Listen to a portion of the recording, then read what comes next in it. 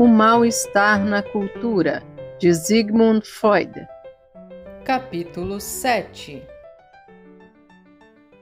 Por que nossos parentes, os animais, não exibem uma luta cultural semelhante? Isso nós não sabemos. É muito provável que alguns deles, como as abelhas, as formigas e os cupins, tenham lutado por milhares de anos até encontrar essas instituições estatais, essa divisão de funções e essa limitação dos indivíduos que hoje neles admiramos. É característico de nossa situação atual o fato de nossos sentimentos nos dizerem que não nos julgaríamos felizes em nenhum desses estados animais e em nenhum dos papéis neles atribuídos ao indivíduo. Em outras espécies, é possível que se tenha chegado a um equilíbrio temporário entre os impulsos que nelas travam combate e as influências do ambiente, e assim a uma cessação do desenvolvimento. No caso do homem primitivo, uma nova investida da libido pode ter atiçado uma renovada oposição do impulso destrutivo. Há muitas perguntas para as quais ainda não temos resposta. Há uma outra pergunta mais fácil. De que meio se serve a cultura para refrear a agressão que a ela se opõe, para neutralizá-la, talvez eliminá-la?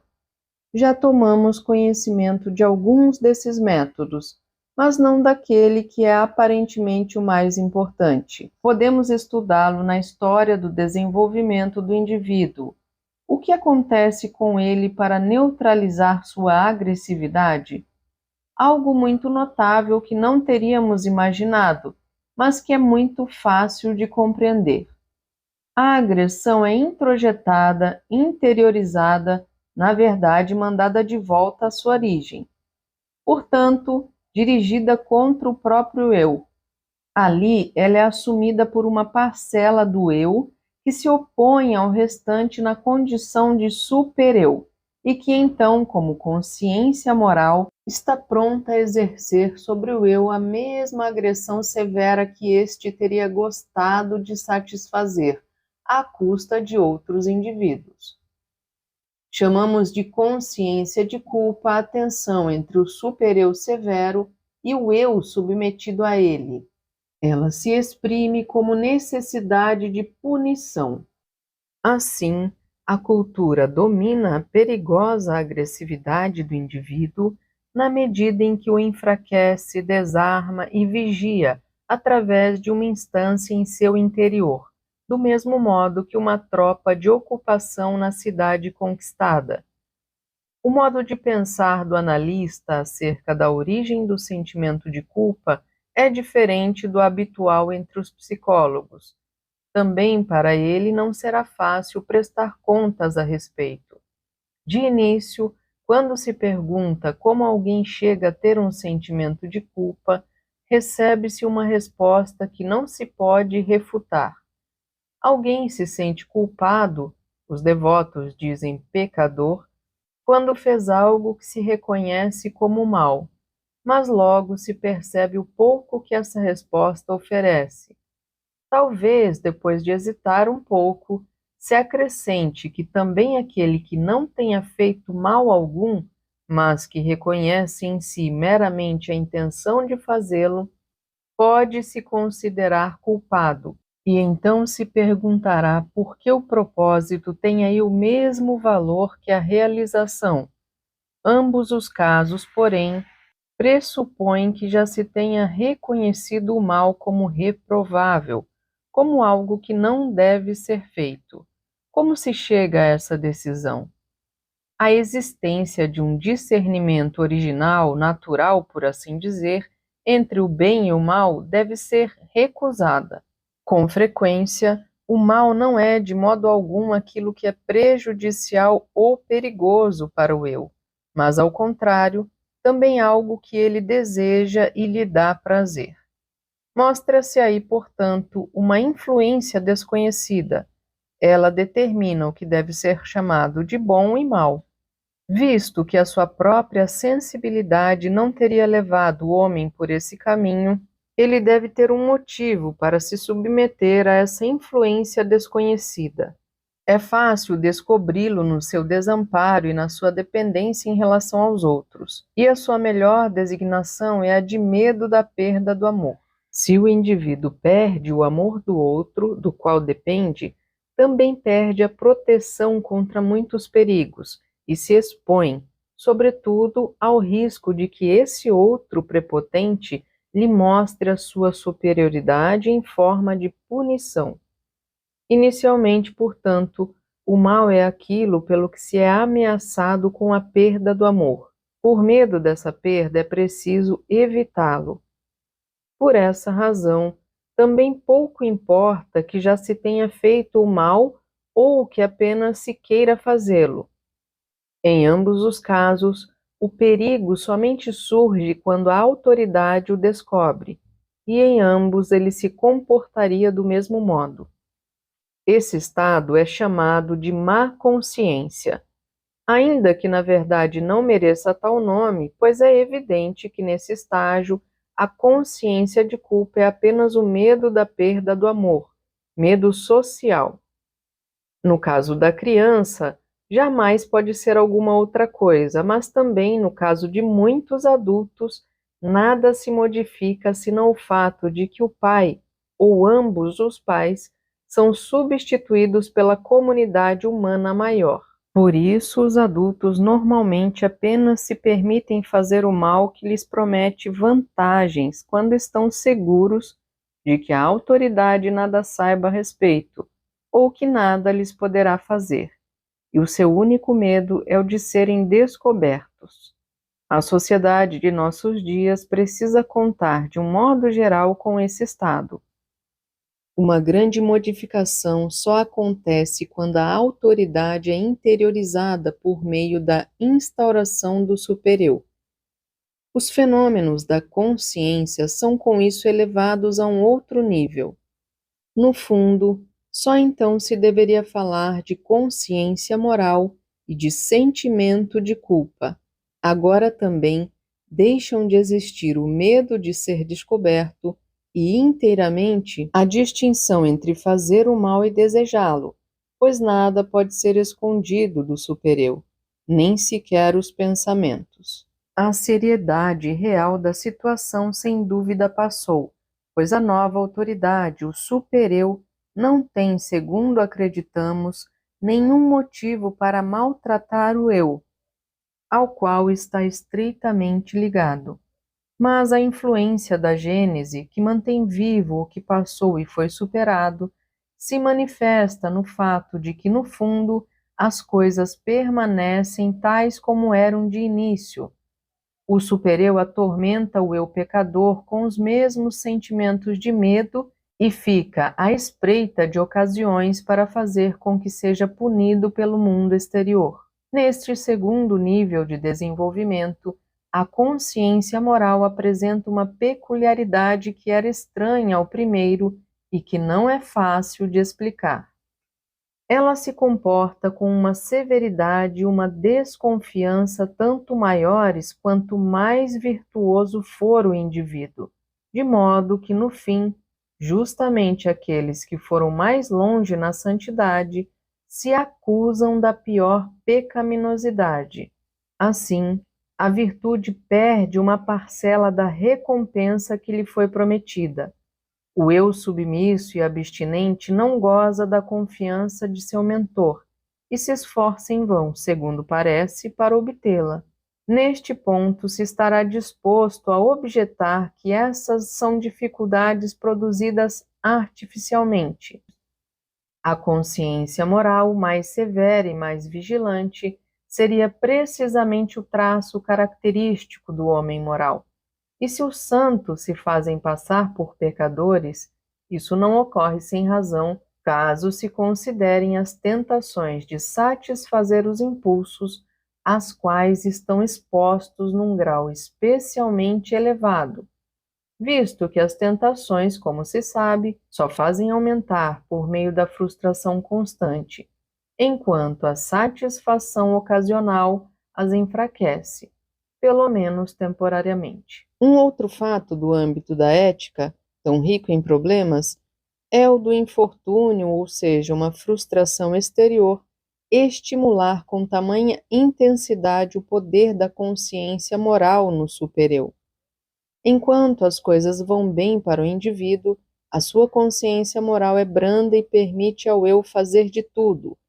Quando uma desgraça o atinge, ele faz um exame de sua conduta, reconhece sua pecaminosidade, eleva as exigências de sua consciência moral, impõe-se abstinências e se pune com penitências. Povos inteiros se comportaram e ainda se comportam dessa maneira. Mas isso se explica facilmente pelo estágio infantil original da consciência moral. Estágio que, portanto, não é abandonado depois da introjeção no supereu, mas que continua a existir ao lado e atrás dessa introjeção. O destino é visto como representante da instância paterna. Quando se é atingido pela desgraça, isso significa que não se é mais amado por esse poder supremo, e ameaçado por essa perda de amor, o indivíduo se curva novamente diante do representante paterno no supereu, representante que se quis negligenciar enquanto se era feliz. Isso se torna especialmente claro quando, num sentido estritamente religioso, se reconhece no destino apenas a expressão da vontade divina. O povo de Israel se considerava o filho predileto de Deus, e quando o grande Pai permitiu que uma desgraça após a outra se abatesse sobre seu povo, este não perdeu a confiança nessa relação, nem duvidou do poder e da justiça divinos, mas produziu os profetas, que censuraram sua pecaminosidade, e criou a partir de sua consciência de culpa os preceitos extremamente rigorosos de sua religião sacerdotal. Como é diferente o comportamento do homem primitivo. Quando é atingido pela desgraça, ele não atribui a culpa a si mesmo, mas ao fetiche, que evidentemente não cumpriu os seus deveres e trata de espancá-lo em vez de punir a si próprio. Conhecemos, portanto, duas origens do sentimento de culpa: o medo da autoridade e o posterior medo do supereu. O primeiro obriga a renunciar à satisfação de impulsos. O segundo, além disso, compele à punição, visto que não se pode esconder do supereu a persistência dos desejos proibidos. Também ficamos sabendo sobre como pode ser entendida a severidade do supereu, ou seja, a exigência da consciência moral. Ela simplesmente é uma continuação do rigor da autoridade externa, cujo lugar ocupa e que substitui parcialmente. Agora vemos a relação que existe entre a renúncia aos impulsos e a consciência de culpa. Originalmente, a renúncia aos impulsos é a consequência do medo da autoridade externa. Renuncia-se às satisfações para não perder o amor dessa autoridade. Uma vez efetuada essa renúncia, está quite com a autoridade, por assim dizer, e não deveria restar nenhum sentimento de culpa. É diferente no caso do medo do supereu. Aí a renúncia aos impulsos não basta, pois o desejo continua existindo e não é possível escondê-lo do supereu. Assim, apesar da renúncia efetuada, surge um sentimento de culpa, e essa é uma grande desvantagem econômica da instauração do supereu, ou, como se pode dizer, da formação da consciência moral. A renúncia aos impulsos não possui mais nenhum efeito libertador. A abstenção virtuosa não é mais recompensada com a garantia do amor, e a infelicidade que ameaça de fora, a perda do amor e a punição por parte da autoridade externa, foi trocada por uma infelicidade interior permanente, a tensão do sentimento de culpa. Essa situação é tão emaranhada e ao mesmo tempo tão importante que, apesar do risco de repetições, ainda gostaria de abordá-la a partir de outro ângulo. A sequência temporal seria, portanto, a seguinte: em primeiro lugar, renúncia aos impulsos em consequência do medo da agressão da autoridade externa. É esse o resultado do medo de perder o amor. O amor protege dessa agressão punitiva. E, em seguida, instauração da autoridade interna e renúncia aos impulsos, em consequência do medo dela, o medo da consciência moral. No segundo caso, ocorre uma equiparação entre ações más e intenções más, o que resulta em consciência de culpa e necessidade de punição. A agressão da consciência moral conserva a agressão da autoridade.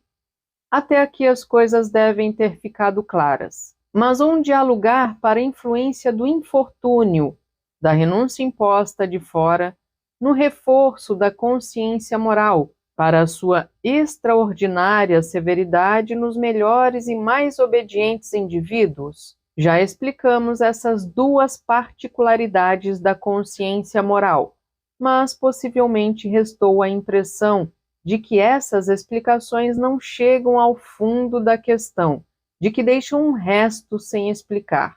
E aqui entra finalmente uma ideia que é exclusiva da psicanálise e que é estranha ao modo usual de pensar das pessoas. Essa ideia é de tal natureza que nos permite compreender por que nosso assunto teve de parecer tão enredado e impenetrável. De acordo com ela, inicialmente a consciência moral, dito com mais exatidão, o medo que mais tarde se transforma em consciência moral, é sem dúvida a causa da renúncia aos impulsos, mas depois a relação se inverte. Cada renúncia ao impulso se transforma então numa fonte dinâmica da consciência moral. Cada nova renúncia aumenta sua severidade e sua intolerância. E se pudéssemos harmonizar isso melhor com a história que conhecemos da origem da consciência moral, estaríamos tentados a nos declarar partidários da seguinte tese paradoxal: a consciência moral é o resultado da renúncia aos impulsos, ou a renúncia aos impulsos, que nos é imposta de fora, cria a consciência moral, que então exige mais e mais renúncias. Na verdade, não há uma contradição tão grande entre essa tese e a referida gênese da consciência moral, e vemos uma forma de torná-la ainda menor. A fim de facilitar a exposição, tomemos o exemplo do impulso agressivo e suponhamos que se trata, nesse quadro, sempre da renúncia à agressão. Essa deve ser, obviamente, apenas uma suposição provisória. Assim, o efeito da renúncia aos impulsos sobre a consciência moral ocorre de tal maneira que cada parcela de agressão que nos recusamos a satisfazer é assumida pelo supereu e aumenta a sua agressão contra o eu. Não se harmoniza muito bem com isso o fato de a agressão original da consciência moral ser a continuação da severidade da autoridade externa, ou seja, de nada ter a ver com a renúncia. Essa desarmonia é eliminada, porém, se supusermos uma outra derivação para esse primeiro provimento de agressão do supereu contra a autoridade que impede à criança as primeiras satisfações, que são também as mais significativas, deve ter se desenvolvido nesta um grau considerável de inclinação agressiva, pouco importando de que tipo foram as renúncias exigidas. Forçosamente, a criança teve de renunciar à satisfação dessa agressão vingativa. Ela sai dessa difícil situação econômica por meio de mecanismos conhecidos, na medida em que incorpora, por meio de uma identificação, essa autoridade inatacável, que então se transforma no supereu e toma posse de toda a agressão que a criança teria gostado de exercer contra ela. O eu da criança tem de se contentar com o triste papel da autoridade do pai, assim rebaixada. É uma inversão da situação, como ocorre com tanta frequência. Se eu fosse o pai e você a criança, eu te trataria mal. A relação entre o supereu e o eu constitui o retorno, deformado pelo desejo, das relações reais entre o eu ainda não dividido e um objeto externo. Isso também é típico. A diferença essencial, porém, é que a severidade original do supereu não é, ou não é tanto, aquela que se experimentou da parte desse objeto externo, ou que a ele se atribui, mas que ela representa a própria agressão do eu contra o objeto externo. Se isso for correto, pode-se realmente afirmar que a consciência moral surgiu em consequência da repressão de uma agressão e se reforça posteriormente por meio de novas repressões desse tipo. Qual dessas duas concepções é a correta? A primeira, que nos parecia tão inatacável geneticamente, ou a última, que arredonda a teoria de uma maneira tão bem-vinda? Evidentemente, ambas estão justificadas, o que também é confirmado pela observação direta. Elas não entram em conflito e, inclusive, coincidem num ponto, pois a agressão vingativa da criança também será determinada pela medida de agressão punitiva que espera do pai. A experiência, porém, mostra que a severidade do supereu que uma criança desenvolve não reproduz de forma alguma a severidade do tratamento que ela própria experimentou. Ela surge independentemente dele, com uma educação bastante branda. Uma criança pode adquirir uma consciência moral muito severa, mas também seria incorreto exagerar essa independência. Não é difícil se convencer de que a severidade da educação também exerce uma forte influência sobre a formação do supereu infantil. O resultado é que fatores constitucionais próprios e influências do meio atuam em conjunto na formação do supereu e na origem da consciência moral, o que não é de modo algum surpreendente, antes a condição etiológica geral de todos os processos desse tipo. Também é possível afirmar que quando a criança reage às primeiras grandes frustrações dos impulsos, com uma agressão excessiva e uma correspondente severidade do supereu, ela segue aí um modelo filogenético e vai além da reação atualmente justificada, pois o pai da pré-história certamente era terrível e a ele se devia atribuir a medida mais extrema de agressão. Assim, as diferenças entre as duas concepções da gênese e da consciência moral diminuem ainda mais quando se passa da história do desenvolvimento individual para o filogenético. Em compensação, mostra-se uma nova e significativa diferença nesses dois processos. Não podemos prescindir da hipótese de que o sentimento de culpa da humanidade provém do complexo de Édipo e que foi adquirido no assassinato do pai pela associação dos irmãos.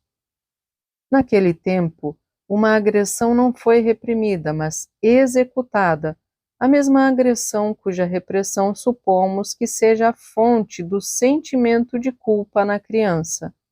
Neste ponto, eu não me espantaria se um leitor exclamasse irritado: então é completamente indiferente se matamos o pai ou não. De qualquer modo, arranjamos um sentimento de culpa. Devemos nos permitir algumas dúvidas quanto a isso.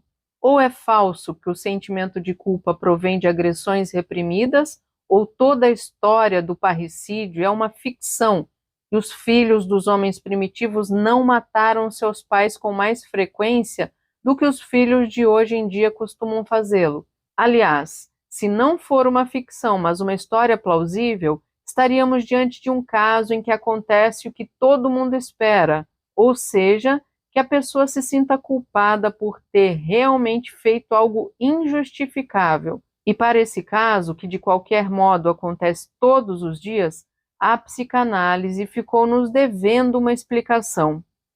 Isso é verdade e precisa ser reparado. Além disso, não se trata de nenhum grande segredo. Quando se fica com um sentimento de culpa após e em razão de um ato cometido, esse sentimento deveria antes se chamar arrependimento. Ele se refere apenas a um ato e pressupõe, obviamente, que já existia uma consciência moral, a disposição para se sentir culpado, antes desse ato.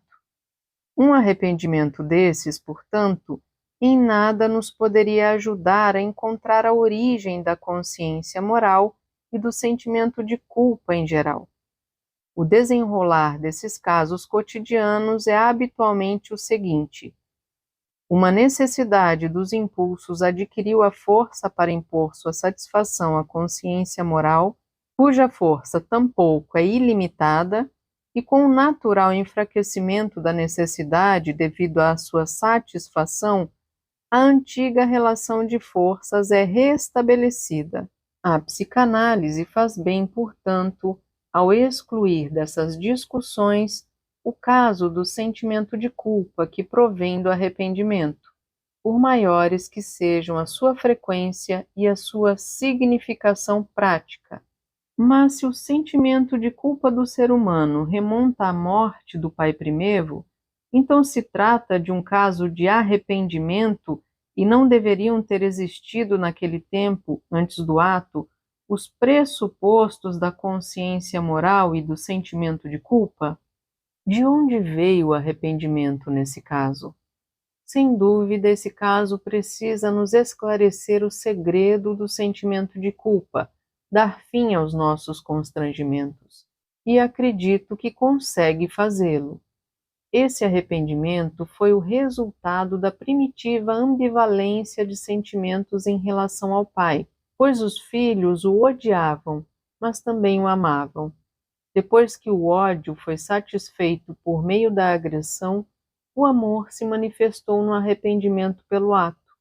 Instituiu o supereu por meio da identificação com o pai, conferiu-lhe o poder do pai, como que numa punição pelo ato agressivo cometido contra ele, e criou as restrições que deveriam impedir uma repetição do ato. E visto que a tendência agressiva em relação ao pai se repetiu nas gerações seguintes, o sentimento de culpa continuou existindo e se reforçou de novo por meio de cada agressão reprimida e transferida ao supereu. Agora, acredito, compreendemos duas coisas com inteira clareza: a participação do amor na origem da consciência moral e a fatídica inevitabilidade do sentimento de culpa. Não é realmente decisivo se alguém matou o pai ou se abriu mão do ato. Deve-se sentir culpa em ambos os casos, pois o sentimento de culpa é a expressão do conflito de ambivalência, da luta eterna entre Eros e o impulso de destruição ou de morte. Esse conflito é atiçado tão logo seja colocada ao homem a tarefa da convivência. Enquanto essa comunidade apenas conhece a forma da família, tal conflito tem de se expressar no complexo de Édipo, instituir a consciência moral e produzir o primeiro sentimento de culpa.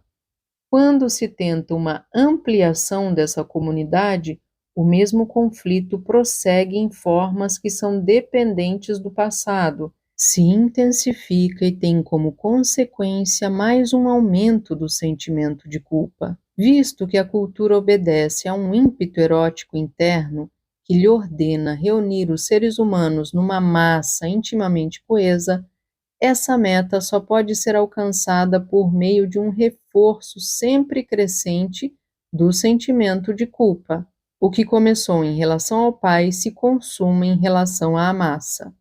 Se a cultura for o desenvolvimento necessário da família até a humanidade, então a escalada do sentimento de culpa, talvez até alturas que o indivíduo acha dificilmente suportáveis, está ligada à cultura de maneira indissolúvel, como consequência do conflito inato de ambivalência, como consequência da eterna disputa entre o amor e o anseio de morte.